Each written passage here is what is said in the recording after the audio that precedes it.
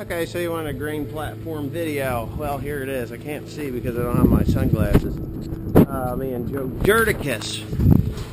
Right? What are we doing? Fixing the combine header. Oh, yeah. Okay. We're putting the long dividers on because they need to be on here. Pretty simple job, other than it was pretty bent up over here. So me and Joe can run the camera. Just don't put your finger over the microphone, which is right there. Got it. Yeah. So yeah, what I'm doing here is just beating on this thing to get her straightened out enough. Yeah.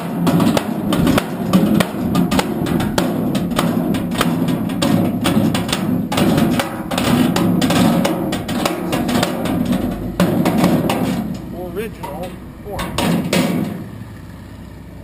Okay, so pretty simple deal.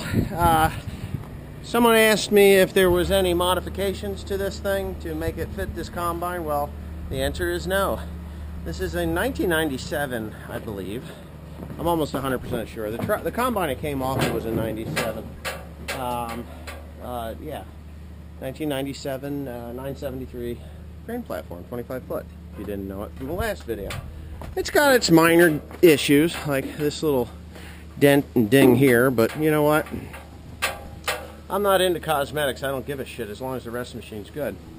The only thing that I do not have, at least I don't think I have, doesn't mean I don't know that I have it, but is the fore and aft for the reel itself, which is kind of like a crude beginnings of the fore and aft, hydraulic fore and aft, because you still have to pull the pin. You see that pin up in there? So you still got to pull the pin and then you move it forward and aft. So I never really was much of a, I never really had to do too much of that. So honestly, it's kind of pointless to me. So what I'll do is I will actually hook those two hydraulic hoses there that are hanging at the tip of my finger. I'll hook them into each other so that they actually equalize pressure, and then I can slide it by hand back and forth, so to where I need it to be before I ever get started in the beans. And it's more than likely just going to be one hole, set it and forget it, and be done with it, and that's it. But at some point in time, this header had a new gearbox put on. Obviously, they must not have checked the oil in it. No big deal. That's brand new. Looks like they messed this up, because that looks new. It doesn't look like it's the original one. Yeah, this is a double throw, so it has a gearbox on either end. There's two knives. Now, the next thing that I will be doing to this machine is actually replacing these knives. Even though it has only done limited amount of soybeans, it still has original knives in it, and if you see, there's no teeth, there's no bite left to it.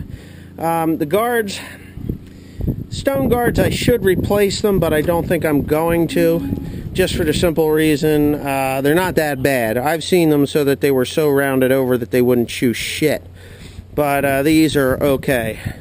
So this could be like a 63 Impala, you know, find here. He would love to use these for some kind of project he's doing, like teeth for a dog or maybe even a donkey, right? No, Joe?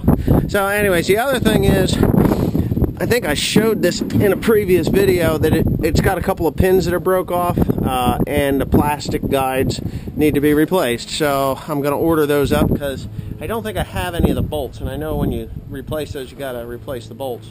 So anyway, me and Joe are going to put that on there. It's all pretty much ready to go. I had to build a bushing because they shorted me one. This is the original bushing. There's two of them. This bushing here is actually nipple, 1/4 inch pipe nipple or coupler. So what I did was I just drilled it out, and now the bolt fits through there. So that being said, Joseph, you ready to do this? Yeah. Cool.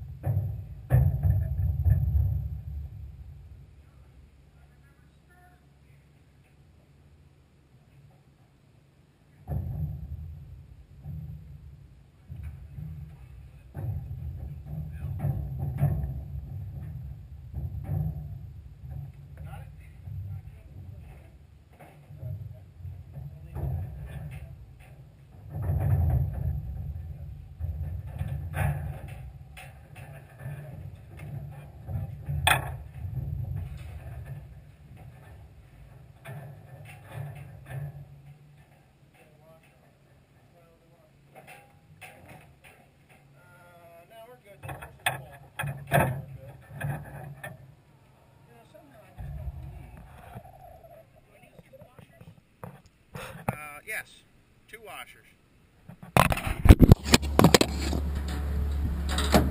Okay, so we didn't have the right bolt, so we just put that one in. I just went in the shop and got it.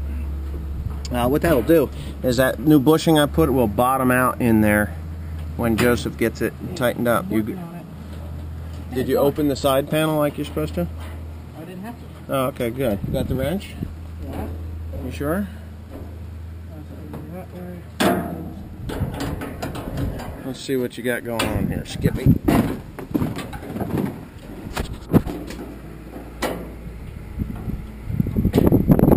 me see ya. Pull that off of there. Pull the wrench off.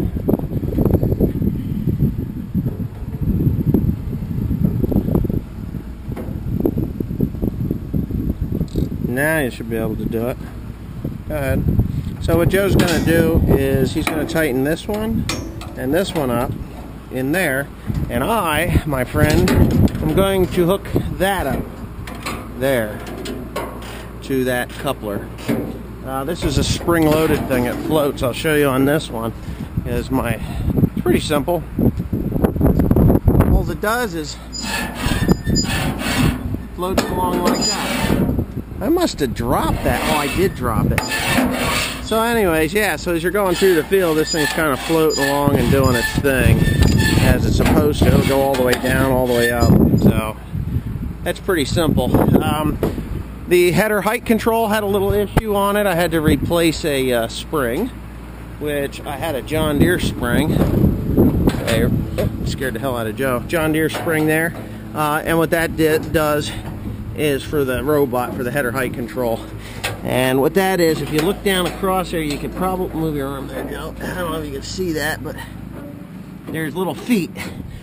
And as you go along, that hits a micro switch, goes up and down, up and down. So anyways, yeah. Go ahead, Joe. You tighten that up. I'm going to put this on, and yeah, me and Joe have this all done. This is going to kind of bob along like that. Just like that. What that'll do is actually get underneath the beans. They don't hit the ground too long. They do hit the ground, but they're light on the ground. That'll hit them beans and they'll come up and glance off. They won't wrap the reel, and they'll just go right on into that auger and across, and then boom, into the feeder house. So the next job to do, I'm thinking, is to just grease her up. So stay tuned for the next round of fun. Alrighty? Thanks for watching.